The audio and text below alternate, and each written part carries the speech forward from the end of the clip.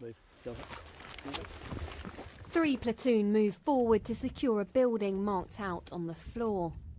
Every move is careful, quiet and deliberate. Many of these soldiers may not remember the war here in Bosnia Herzegovina, but several troops in the company deployed on later peacekeeping tours, helping secure the country after 3 years of devastation. So I was here in 2005 with our girls, 5 Scots. Our main task was to come out and search houses, a thing called Op Parvis, where we'd look for hidden weapons and weapons left over for the war, and we would just confiscate them off the individuals. Also, we used to do things like stopping illegal logging, which basically they got cut down trees and they'll obviously take the logs and sell them. Does it feel weird, like full circle almost coming back again, or? Well, when I was here last time, I was obviously a young private soldier. I'd been in the army 6 months. It was my first tour as such, and I'm now back as a platoon sergeant, and sort of similar circumstances. So it is quite weird, especially being in this camp 9 years on. After Yugoslavia broke up in the early 1990s, battles for territory amongst the Bosnians, Serbs and Croats turned into horrific crimes of ethnic cleansing that shocked the world. The United Nations stepped in, and as part of that, the British forces stayed deployed in Bosnia-Herzegovina until 2007, long after the Dayton Peace Agreement was signed in 1995. In 2004, U4 became the successor to previous UN forces in the country.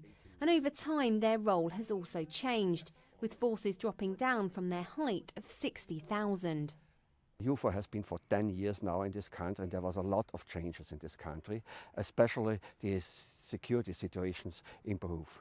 And so UFO was never called to assist to the law enforcement agencies of Bosnia-Herzegovina.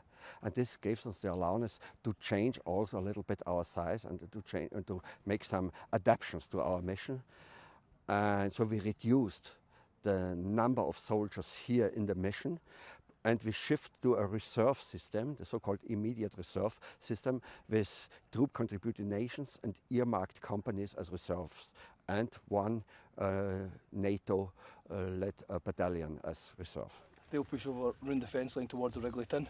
In 2012, the British commitment to this Balkan country was revived with the decision that the army should become one of U4's 3 immediate reserve companies. Following the Irish Guards, A Company 1 Scots now hold this role, along with the Austrians and Slovenians, acting as an over-the-horizon force, ready to support the 600 personnel from 22 different countries who stay here continuously protecting Bosnian safety. But why does instability here matter? Well, firstly, it's about protecting the people of Bosnia-Herzegovina and preventing any reoccurrence of the horrific crimes and ethnic cleansing that happened here during the war. But secondly, it's also about wider British defence policy.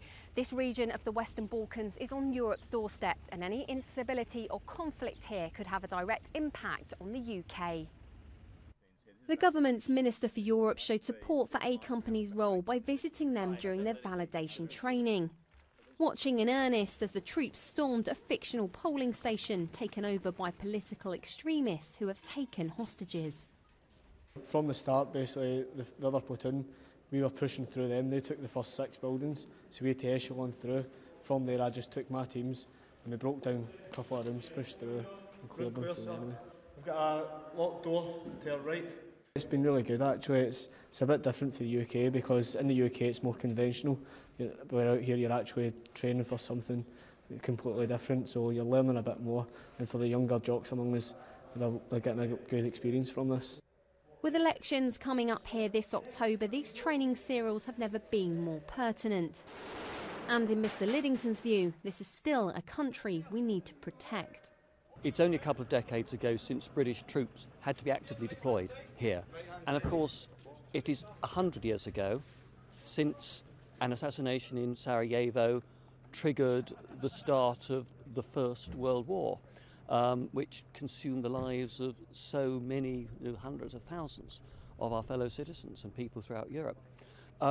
It's still important today because Bosnia-Herzegovina is still a fragile country.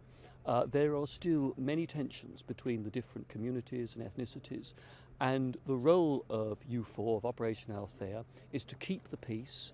It is a visible sign of the commitment by European family of nations to peace and the rule of law for everyone in Bosnia and Herzegovina, and a signal that we have the capacity to intervene to help keep that peace and preserve life if it really is needed.